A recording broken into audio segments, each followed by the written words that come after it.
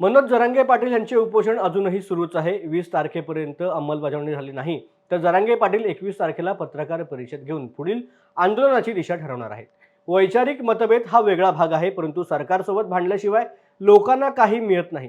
टोकाला जायचं ठरलं तर आमच्याकडे देखील पुरावे आहेत, असं मत मनोज जरांगे पाटील यांनी व्यक्त केलं. शिंदेसाहेब म्हणले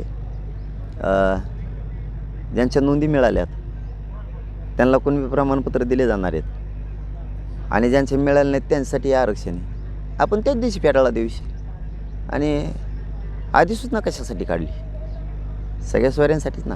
फडणवीस साहेबांना माझी खरोखरची विनंती आहे, हे बघा, वैचारिक मतभेद ही वेगळा भाग, परंतु सरकार आहे, शेवटी सरकारला जनतेला भांडावंच लागणार आहे, त्याच्याशिवाय जनतेला मिळणार नाही.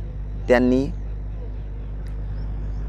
सगळ्या सोयऱ्यांचं, कारण त्यांचेसुद्धा 2 मंत्री होते आणि त्यांचे एक मंत्री तर 5 महिन्यापासून याच्यातच आहेत. म्हणजे जी रिअलिटी, त्या टोकाला जायचं ठरलं तर आमच्याकडे सुद्धा पुरावे आहेत.